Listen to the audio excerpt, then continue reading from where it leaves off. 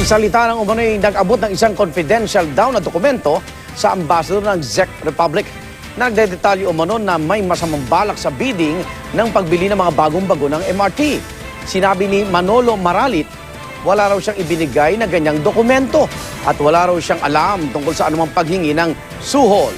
Saksi si Sherry Antores, exclusive. Si Manolo Boyet Maralit ang isa sa mga kasama sa isang dinner sa Makati City noong July 2012. Kasama si Czech Ambassador Josef Richter, mga taga-Inicod, Wilson De Vera ng kumpanyang PH Trams at iba pa. Sa dinner na ito ayon kay Ambassador Richter, nang hingi raw ng suhol na $30 billion si De Vera, kapalit ng pagbigay sa Inicod ng kontrata ng DOTC sa pagbili ng mga bagong bagon. Sabi ni Maralit sa pulong na yon, wala siyang masyadong narinig sa diskusyon. Wala rin daw siya narinig na importanteng impormasyon dahil kadalasang nasa labas siya para manigarilyo. Wala rin daw siyang alam tungkol sa anumang paghingi ng suhol. Nakipagkita sa GMA News si Maralit kasama ang abogado nitong si Attorney Ernesto Perez, pero tumanggi itong humarap sa kamera at tanging ang abogado niya ang pinagsalita.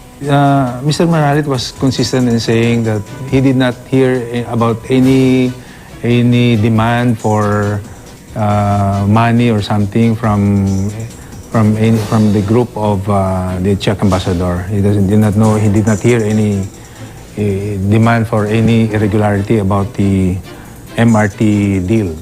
Sa affidavit ni Maralit na isinumite sa NBI, sinabi nitong si Ambassador Richter ang nag-imbita sa kanya sa dinner meeting dahil magkaibigan daw sila.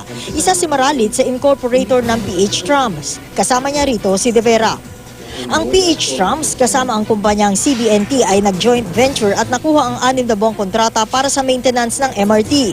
Pero di raw nagtagal, umalis din siya sa PH Trams. The PH Tram did not last long. I think it was only operational for a few months, and after a few months of operation, it was stopped. Kinabukasan matapos ang dinner meeting, nagpunta raw si Richter at mga taga-Inicon sa opisina ni Vitangkol. Naroon din daw si De Vera. Pero di na umabot sa pulong si Maralit dahil paalis na raw si Richter nang dumating siya doon. Nang tanungin daw ni Maralit kung ano ang nangyari, inutusan daw siya ni De Vera na sabihan ng ambassador na Inicon deal is dead. Kaya tinext niya si Richter. Ang akala raw ni Maralit, ang ibig sabihin nito wala nang meeting sa Inicon tungkol sa pagkuha ng mga papeles. Giit din ni Maralit na wala siya ibinibigay na confidential white paper sa Czech ambassador tulad ng sinabi ni Richter sa affidavit niya. Idinetalya raw sa white paper na ito, sabi ni Richter, ang isang masamang balak sa bidding para sa pagbili ng bagong bagon. Sakaling ipatawag daw, handang humarap si Maralit sa anumang investigasyon.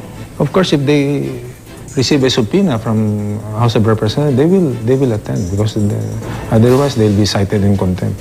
They will investigate just as in the same manner that they fully cooperated with the National Bureau of Investigation. Ang intindi raw ni Maralit sa mga pulong kasama ang Inicon ay parang masiguro raw ng Czech company na makukuha nito ang kontrata sa DOTC. Patuloy na sinisikap ng GMA News na makuha ang pahayag ni Ambassador Richter na busy daw, sabi ng sekretarya at ni De Vera na nasa Amerika ngayon. Ako si Sherry Torres, ang inyong saksi.